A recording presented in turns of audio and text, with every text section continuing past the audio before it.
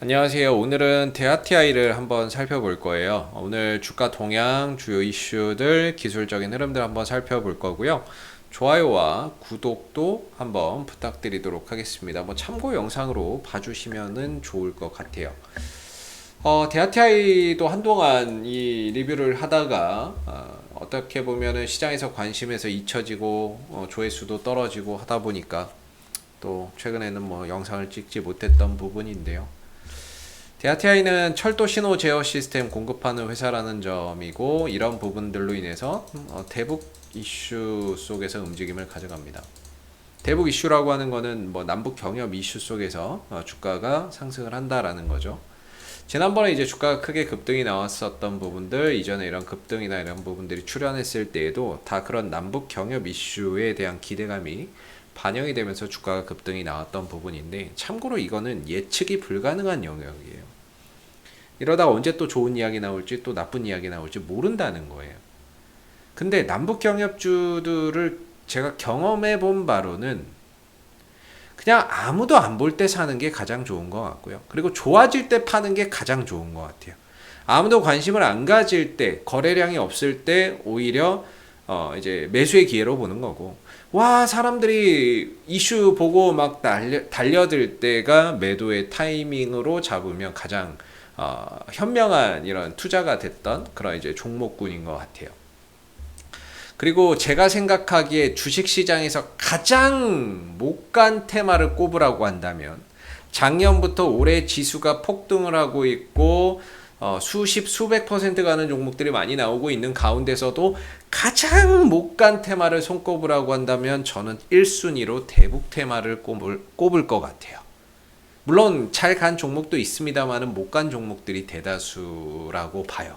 그러다 보니까 그런 종목들이 이제는 버티다 못해서 다른 테마로 타서 날아가는 종목들도 생기고 있어요. 오늘 뭐 서한기계공업 이런 것들도 급등이 나오고 있는데, 뭐 이제는 뭐 다른 테마를 타고, 이것도 원래 철도거든요. 근데 이제 뭐 다른 테마 타가지고 뭐 움직임을 가져가고 있는 그런 이제 상황인 거죠.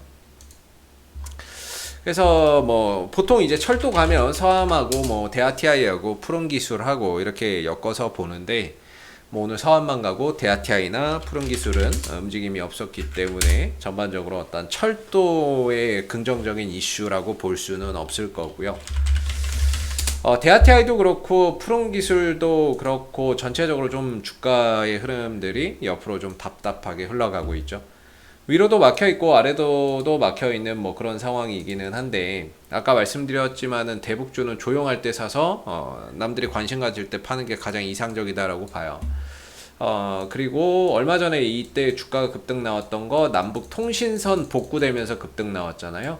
그리고 남북 통신선이 끊어지면서 급락 나왔고, 자, 반대로 언제 연결될지는 모르지만 만약에 그런 부분들이 또 연결된다면 주가는 여기서 급등이 나올 거예요. 그죠? 한미연합훈련도 끝났고 이제 뭐 하기 때문에 좀 뭐 잠재적인 어떤 이제 뭐 그런 불안 요소나 이런 것들이 조금 사라지기는 했는데, 어제 뭐 북한에서 열병식 했다라고 하더라고요. 그런데도 불구하고 주가는 뭐 더 이상 떨어지지 않아요. 그렇기 때문에 어느 정도 6,000원대에 대한 어떤 기술적인 지지 라인이 확실하게 좀 저점으로 작용을 하고 있다라는 생각이 개인적으로 좀 들고 있는 부분이고요. 이 흐름에서 만약에 좋은 이야기가 나와준다면 주가는 다시 한 번 더 전고점 7,000원대나 이런 부분들을 터치하러 가는 그런 그림들이 자연스럽게 나올 겁니다. 그래서 저는 이번 하락을 통해서 이제 대하티아이가 갭을 메웠다라고 생각을 해요.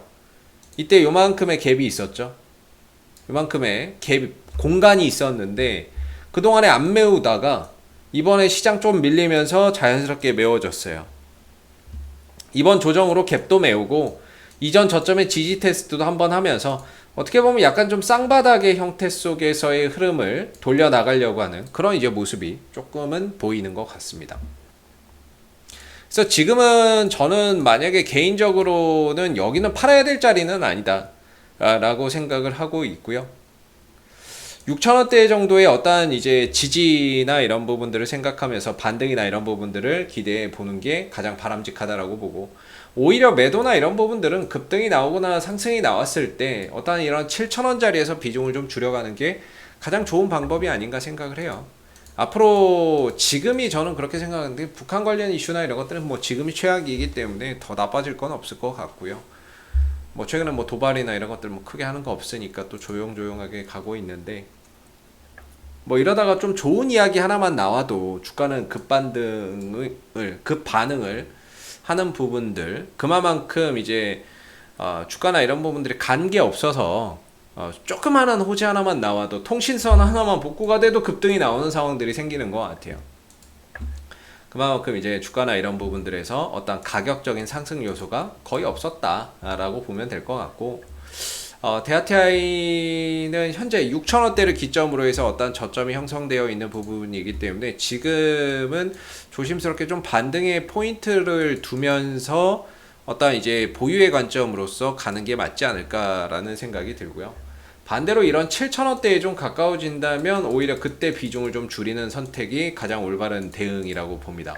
최근에 몇 년 동안, 최근 뭐 한 1, 2년 정도의 흐름들을 보면 전체적으로 뭐 저점은 그때그때 시장과 상황에 따라서 조금씩 변화는 있었지만 대체적으로 고점은 일정했어요. 저점은 뭐 그때그때 조금 상황에 따라서 틀렸다고 쳐도 고점은 항상 7,000원대 전으로 두들겨 맞았거든요. 이번에도 마찬가지고 이번에 올라와도 역시나 이제 7,000원대가 될 것 같은데 이 구간을 뚫고 넘어가게 되면 이 기간 동안에 응축됐던 어떤 매집의 힘이 있을 거 아니에요. 그게 위로 분출되면은 저는 이제 세종대왕님 한번 배로 간다 이렇게 보고 있는데 뭐 아직까지는 그런 때를 못 만난 거죠. 때를 못 만난 거고 그리고 이런 이제 거래량 올라갈 때만 이렇게 쏙쏙쏙 생겨나는 거래량 있죠.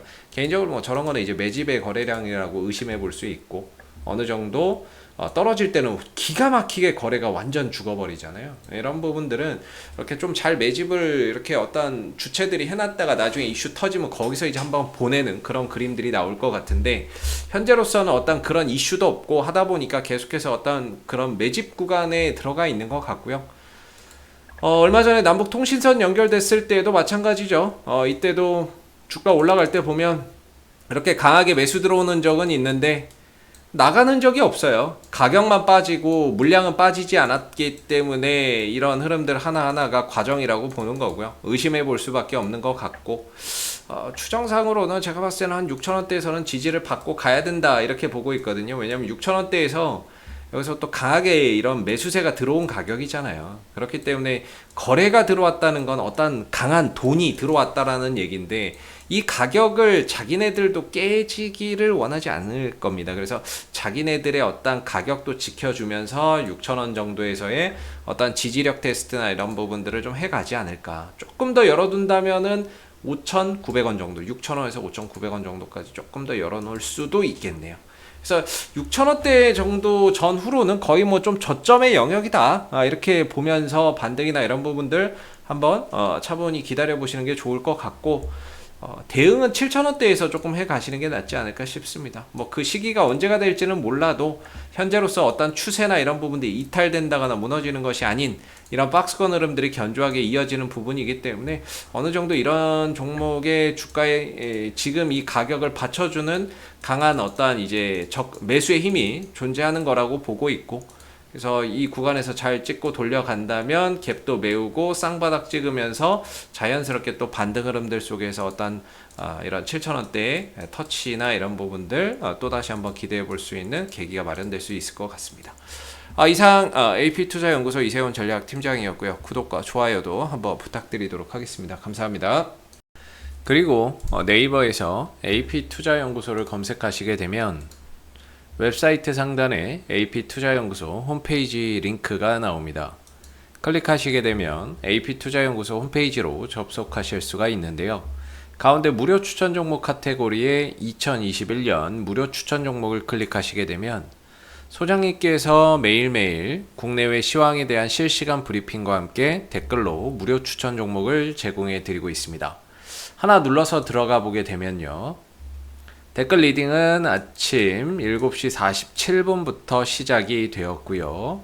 그리고 전일 마감된 미 증시에 대한 상승 또는 하락에 대한 시황에 대한 내용도 이렇게 댓글로서 쭉 적어드리고 있습니다.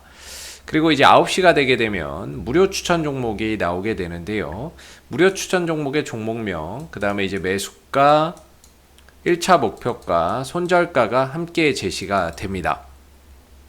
그래서 주가가 상승하게 되면 그 상승한 부분에 대해서도 장중에 댓글로서 리딩을 이렇게 해드리고 있고요.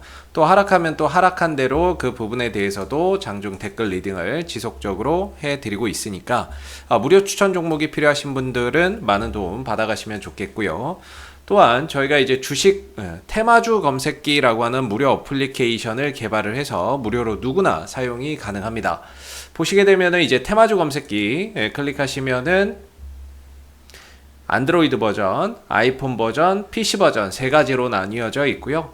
구글 플레이나 앱스토어에서 다운받는 방식도 있고, 그 다음에 PC 버전으로 저희 홈페이지에 방문하셔서 다운로드, 설치해서 사용하시는 방법이 있습니다. 그래서 이 테마주 검색기는 시장의 모든 테마를 한눈에 볼 수 있게 해주고요. 그날 급등하는 테마가 무엇인지를 빠르게 캐치할 수 있게 도와주고, 그리고 그날 시장의 주도주가 무엇인지를 한눈에 파악하게 해주는 그런 이제 어플이기 때문에 다운받아서 활용하시면 주식 매매하시는데 많은 도움 되실 거라 생각됩니다. 감사합니다.